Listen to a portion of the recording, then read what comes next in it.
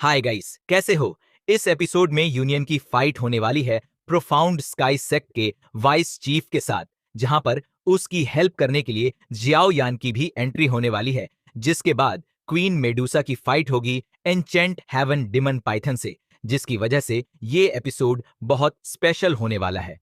तो चलो शुरू करते हैं इस इंटरेस्टिंग से नोवल एक्सप्लेनेशन वीडियो को। लेकिन उससे पहले लास्ट एपिसोड में क्या हुआ था उसका एक छोटा सा रिकैप कर लेते हैं। लास्ट एपिसोड में हमने देखा था जियाओ यान के फॉरहेड में एनर्जी को ट्रांसफर होता था।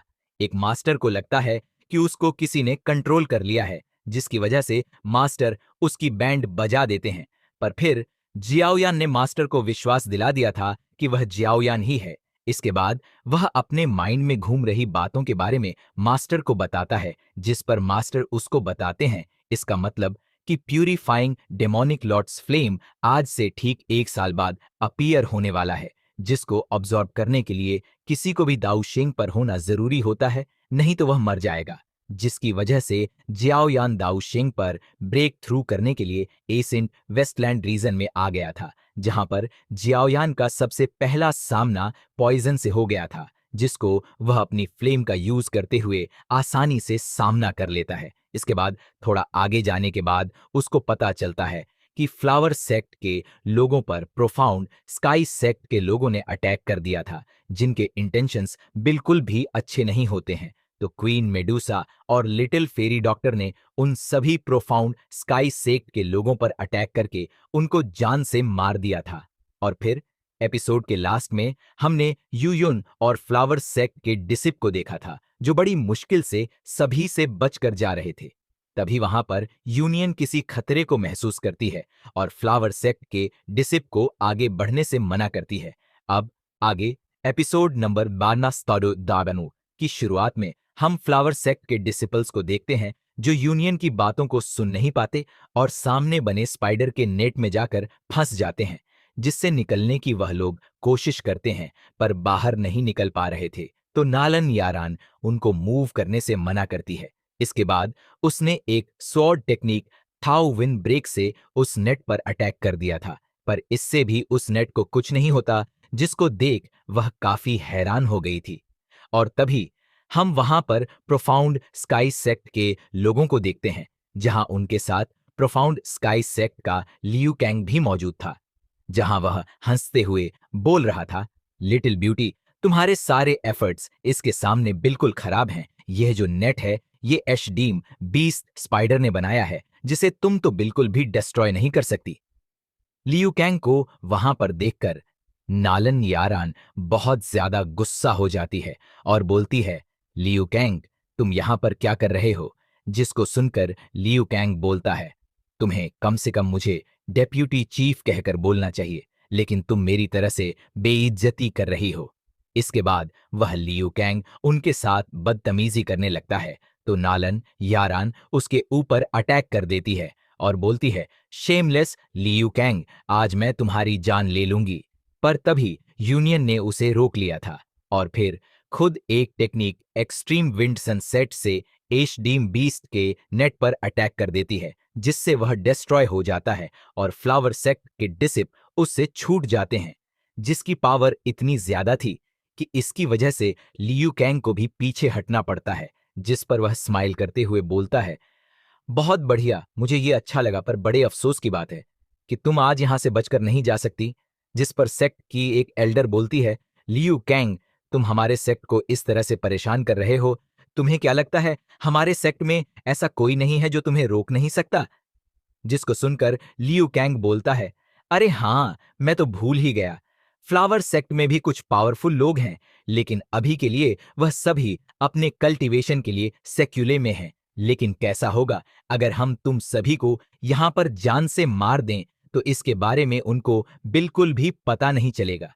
तो यूनियन नालन यारान से बोलती है, मैं इन सब को यहां पर रोकती हूं, अब तक तुम सभी डिसिप को प्रोटेक्ट करते हुए यहां से एल्डर्स के साथ चली जाओ। जिसके बारे में सुनकर कोई भी इसके लिए तैयार नहीं होता। तो यूनियन बोलती है, यह फ्लावर सेक्ट के चीफ का ऑर्डर है, जाओ तुम सभी लोग यहां से अभी। जिसके साथ ही यूनियन ने प्रोफाउंड स्काई सेक्ट के लोगों पर अटैक कर दिया था, जहां यूनियन के ऑर्डर के कारण ना चाहते हुए भी नालन यारान और फ्लावर सेक्ट के सभी लोगों को वहां से जाना पड़ता है, जिसको रोकने के लिए प्रोफाउंड स्काई सेक्ट के लोग आगे बढ़ते हैं तो यूनियन उनके सामने आ जाती है और बोलती है, अगर तुम फ्लावर सेक्ट के डिसिप को हर्ट करना चाहते हो तो तुम्हें पहले मेरी डेड बॉडी पर से गुजरना होगा। जिस पर वह लियू कैंग बोलता है, क्या तुम मजाक कर रही हो? आखिर ये कैसे पॉसिबल है कि तुम दाऊजून के 8 स्टार पर होकर मुझे, लियू कैंग को, जो दाऊजून के पीक लेवल पर है, तुम उसको हरा सकती हो? और तुम्हें ऐसा क्यों लग रहा है कि मेरे साथ बस इतने ही लोग आए हैं? इसके बाद हम फ्लावर सेट के डिसिप और नालन यारान को देखते हैं, जहां नालन यारान पर किसी ने चुपके से अटैक कर दिया था। और तभी हम वहां पर याओ हुआ लियांग जून को देखते हैं और उसी ने लान आरान पर अटैक किया था। फिर वो बोलता है, सॉरी, मुझे माफ कर देना, मैं अटैक नहीं करना चाहता था, पर प्रोफाउंड स्काई सेक्ट के वॉइस चीफ ने ऑर्डर दिया है कि गो भाई, कोई भी आज तुम में से जिंदा बचकर ना जा पाए। जहां उसको वहां देखकर नालन यारान काफी हैरान हो जाती है और बोलती है, आखिर तुम अभी तक जिंदा कैसे हो? और फिर हम यूनियन को देखते हैं, जहां जब यूनियन नालन यारान जिस डायरेक्शन में गई थी वहां से उसकी आवाज सुनकर समझ जाती है कि वह किसी प्रॉब्लम में है और काफी ज्यादा गुस्सा होकर वह लू कैंग पर अटैक कर देती है और बोलती है, अगर तुमने उन सभी को नुकसान पहुंचाने की कोशिश की तो भले ही आज मुझे खुद को डिस्ट्रॉय क्यों ना करना पड़े, पर मैं तुमको भी अपने साथ डिस्ट्रॉय कर दूंगी। तो लू कैंग यूनियन के अटैक से बचते हुए बोलता है, मैं तो डर गया, अगर तुमने खुद को डिस्ट्रॉय करने की कोशिश भी की तो मैं इसका बदला तुम्हारे उस फ्लावर सेट के लोगों से और तुम्हारी उस प्यारी डिसिप से लूंगा। तुम्हारे लिए अच्छा यही होगा कि तुम सरेंडर कर दो। जिसको सुनकर यूनियन काफी गुस्सा होती है, लेकिन सिचुएशन अभी के लिए बिल्कुल भी उसके हाथ में नहीं थी और वह किसी को भी नुकसान पहुंचते हुए नहीं देखना चाहती थी, जिस वजह से यूनियन अपने एस्ट को जमीन पर गिराते हुए बोलती है, तुम उन्हें जाने दो, मैं तुम्हारे साथ चलने के लिए तैयार हूं। जिस पर लू कैंग हंसते हुए बोलता है, आखिर मुझे ऐसा क्यों नहीं लग रहा कि तुम मुझसे उनकी जान बचाने के लिए रिक्वेस्ट कर रही हो?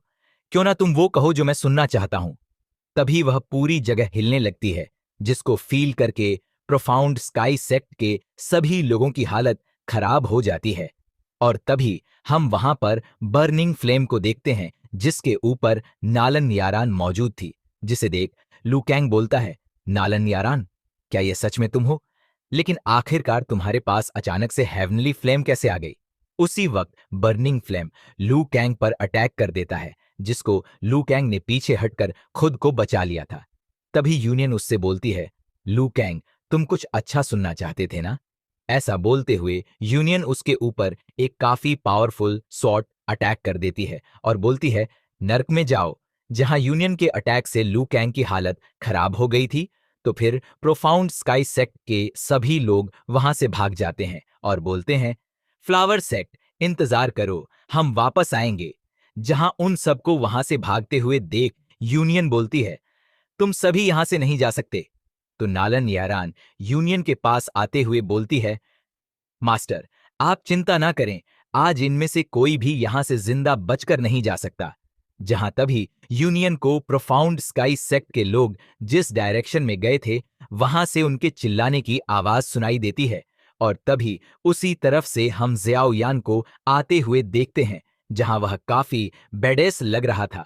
लेकिन तभी अचानक से जियाओ यान बेहोश हो जाता है और फिर हम थोड़ी देर बाद का सीन देखते हैं, जहां पर जियाओ यान अभी भी बेहोश पड़ा था, पर उसके पास सभी लोग मौजूद थे, queen Medusa, little fairy doctor, king लिन, यूनियन और फ्लावर सेक्ट के लोग। तो यूनियन बोलती है, जियाओ यान अब भी कैसा है? जिस पर लिटिल फेरी डॉक्टर बोलती है, चिंता की कोई बात नहीं, यहां आने से पहले जियाओ यान ने किंग कांग ग्लास बॉडी टेक्निक को प्रैक्टिस किया था, जिसकी वजह से वो ऑलरेडी इंजर्ड था। और फिर एसेंट वेस्टलैंड रीजन में आने के बाद जियाओ यान पॉइजन इंसेक्ट से इंजर्ड हो चुका था और अभी उसने जो अपनी पावर का यूज किया उसकी वजह से उसकी सभी इंजरी और भी ज्यादा बढ़ गई थी। जिस पर क्वीन मेडुसा बोलती है, ये इसी लायक है, आखिर किसने कहा था इसको कि इतना ज्यादा शो ऑफ करे? मैं अकेले ही उन सभी को संभाल सकती थी, आखिर इसको इतना जल्दी करने की क्या जरूरत थी? तभी जियाओ यान होश में आ जाता है और बोलता है, मैं ठीक हूं। मास्टर ने बोला था जब तक मैं एंशंट हेवन डीम पाइथन के ब्लड पूल को खोजकर उसमें कल्टेटर मेरी फिजिकल बॉडी की पावर और ज्यादा बढ़ जाएगी। साथ ही किंग कांग बॉडी टेक्निक को यूज करने की वजह से मुझे जो प्रॉब्लम हुई है वह भी ठीक हो जाएगी। तो लिटिल फेरी डॉक्टर बोलती है, एशियंट हेवन डीम पाइथन ऑलरेडी इस वर्ल्ड से डिस्ट्रॉय हो चुका है। जिस पर जियाओयान बोलता है, यह एशियंट वेस्टलैंड रीजन है, हो सकता है यहां पर हमें एंशंट हेवन डीम पाइथन मिल जाए। तो क्वीन मेडुसा बोलती है, इडियट, एंशंट हेवन डीम पाइथन 7 कलर स्वालोइंग पाइथन से भी ज्यादा रेयर है। आखिर तुम्हें ऐसा क्यों लग रहा है कि तुम इतनी आसानी से उससे मिल सकते हो?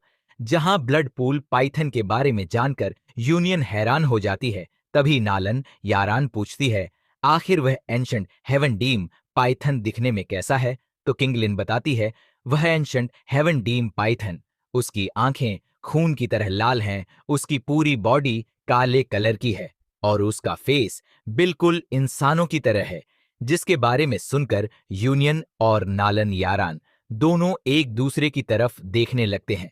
इसके बाद यूनन युन सभी लोगों को लेकर एक जगह पर आ जाती है और बताती है, मुझे लगता है तुम सभी उसी पाइथन के बारे में बात कर रहे हो जिससे हम थोड़ी देर पहले मिले थे और हमने उसे गलती से डिस्टर्ब कर दिया था, जिसकी वजह से उसने हमारे ऊपर अटैक कर दिया, जिससे सभी डिसिप इंजर्ड हो गए और काफी सारे लोग तो मारे भी गए। और इसी चीज का फायदा उठाकर प्रोफाउंड स्काई सेक्ट ने भी हमारे ऊपर अटैक कर दिया।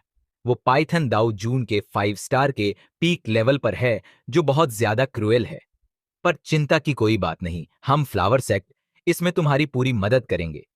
तो क्वीन मेडुसा बोलती है, तुम्हें इसके बारे में चिंता करने की कोई जरूरत नहीं, उसे तो हम अकेले ही संभाल लेंगे। फिलहाल के लिए तो पहले उसे बाहर लाना जरूरी है। इसके बाद क्वीन मेडुसा ने सामने वाले वोल्केनो पर अटैक कर दिया था, जिसके अंदर एनसेट हेवन डीम पाइथन मौजूद था, जो कि अब क्वीन मेडुसा के अटैक के कारण बाहर आ चुका था। और जैसे ही क्वीन मेडुसा उसे देखती है, तुरंत अपने 7 कलर हेवन स्वालो इंग पाइथन यानी कि स्नेक बॉडी में ट्रांसफॉर्म हो जाती है और फिर एक टेक्निक ब्लड लाइन प्रेशर का यूज करती है, जिसकी वजह से उस एशियंट हेवन डीम पाइथन को क्वीन मेडुसा के सामने झुकना पड़ता है। साथ ही उसकी हालत काफी खराब हो जाती है और तभी Qinglin triple jade green snake flower प्यूब से उसे एशियंट हेवन डिमन पाइथन को कंट्रोल कर लेती है और उसको सरेंडर करने के लिए बोलती है, जिसे देख नालन यारान काफी खुश हो जाती है। पर तभी एचेट हेवन डीम पाइथन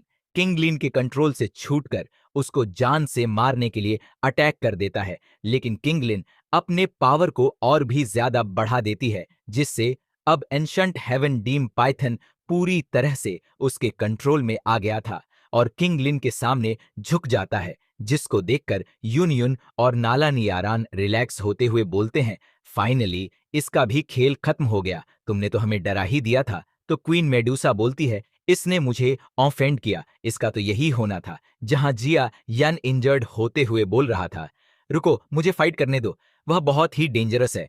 तो लिटिल फेरी डॉक्टर बोलती है, पहले तुम अपनी हालत को देखो, उसके बाद फाइट करना। और फिर जब सभी ब्लड पूल को जाकर देखते हैं तो काफी हैरान होते हैं, क्योंकि उन्होंने कुछ और सोचा था और यहाँ पर ये ब्लड पूल पूरा मैजिकल बीस्ट के स्केलेटन से भरा हुआ है। साथ ही वहां से बहुत ही गंदी स्मेल भी आ रही थी, जिसको देखकर जियान बोलता है, मुझे नहीं लगता कि अब इसकी जरूरत मुझको है। तो लिटिल फेरी डॉक्टर बोलती है, जाहिर सी बात है, आखिर तुम इन शंट हेवन डीम पाइथन से किसी अच्छी चीज की उम्मीद कैसे कर सकते हो? जिस पर जियायान वहां से जाते हुए बोलता है, इसीलिए मुझे अभी इसकी जरूरत नहीं है। तो क्वीन मेडुसा उसको पकड़ लेती है और बोलती है, तुम्हारे लिए सबसे ज्यादा इंपॉर्टेंट चीज ये है कि यह ब्लड पूल तुम्हारे सभी प्रॉब्लम को ठीक कर सकता है। वैसे भी एक वॉरियर को स्ट्रैंग बनने के लिए ऐसे काफी सारी चीजों का सामना करना पड़ता है। जहां किंगलेन उसको मोटिवेट करते हुए बोलती है, यंग मास्टर आप कर सकते हो। और तभी क्वीन मेडुसा जियान को उस ब्लड पूल के अंदर फेंक देती है और फिर हम 3 दिन बाद का सीन देखते हैं, जहां पर यूनन यून उस ब्लड पूल को देखते हुए बोल रही थी, पूरे 3 दिन बीत गए लेकिन अभी ब्लड पूल के अंदर कोई भी हलचल नहीं है। क्या जियान ठीक होगा या नहीं? तो लिटिल फेरी डॉक्टर बोलती है, परेशान होने की कोई बात नहीं, हम सभी लोग यहां पर उसको प्रोटेक्ट करने के लिए मौजूद हैं। साथ ही यहां पर एशियंट हेवन डीम पाइथन भी है, जिसकी वजह से यहां पर कोई और मैजिकल बीस्ट या कोई वॉरियर आने की कोशिश नहीं करेगा, इसीलिए उसको कोई प्रॉब्लम नहीं होने वाला। लेकिन इतना कहते ही लिटिल फेरी डॉक्टर रुक जाती है। तो किंग लिन बोलती है, क्या हुआ लिटिल फेरी डॉक्टर? तो क्वीन मेडुसा बताती है, लिटिल फेरी डॉक्टर के कहने का मतलब है जब तक जियाओ यान ब्लड पुल के अंदर पावर को संभाल सकता है तब तक वह ठीक है, लेकिन अगर वह वैसा नहीं कर पाया तो वह जरूर किसी मुसीबत में पड़ सकता है। जिसको सुनकर किंग लिन रोने लगती है। तभी उस ब्लड पूल से काफी ज्यादा एनर्जी बाहर की ओर रिलीज होती है, जिसको देखकर किंग लिन हैरान हो गई थी। और तभी उस ब्लड पूल से king Kang body technique appear होता है, जिसको देखकर लिटिल फेरी डॉक्टर खुश होते हुए बोलती है, फाइनली यह काम कर गया। जियायान ने successfully king Kang glass body के पीक लेवल को भी यूज कर लिया। तो यूनियन भी खुश होते हुए बोलती है, सिर्फ इतना ही नहीं बल्कि जियाओ यान ने दाओ जून के 9 स्टार पर भी ब्रेक थ्रू कर लिया।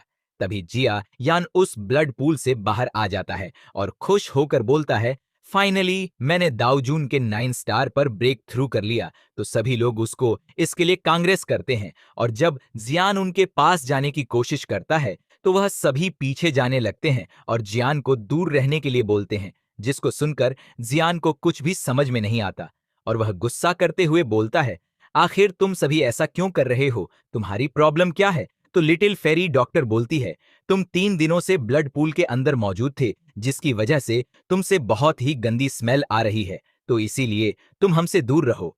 और फिर हम थोड़ी देर बाद का सीन देखते हैं, जहां सभी एचेट हेवन डीम पाइथन पर बैठकर एशियंट स्टेज के पास जा रहे थे, जहां लिटिल फेरी डॉक्टर बताती है, एशियंट स्टेज एशियंट टाइम्स में फाइट करने के लिए एक बहुत ही ज्यादा फेमस बैटल अरीना था, जहां पर एशियन टाइम्स में बहुत सारे पावरफुल वॉरियर्स ने फाइट किया था और काफी सारे पावरफुल वॉरियर्स की यहां पर डेथ भी हुई थी, जिसकी वजह से वहां पर एक अलग तरह की एनर्जी मौजूद है और इसीलिए एनसेट स्टेज इस एनसेट वेस्टलैंड रीजन में मौजूद होने के बाद भी काफी सुरक्षित जगह पर है, जहां पर कोई भी पावरफुल मैजिकल बीस्ट भी नहीं जाना चाहते, इसीलिए वहां पर काफी सारे लोग जरूर आए होंगे।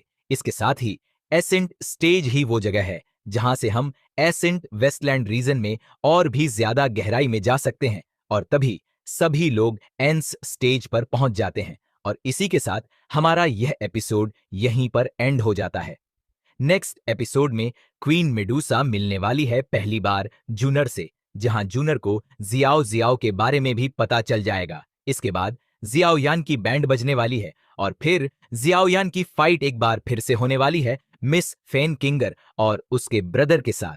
तो अगर एक्साइटेड हो नेक्स्ट एपिसोड के लिए तो लाइक करो गाइस और कमेंट करके बताओ एपिसोड आप लोगों को कैसा लगा।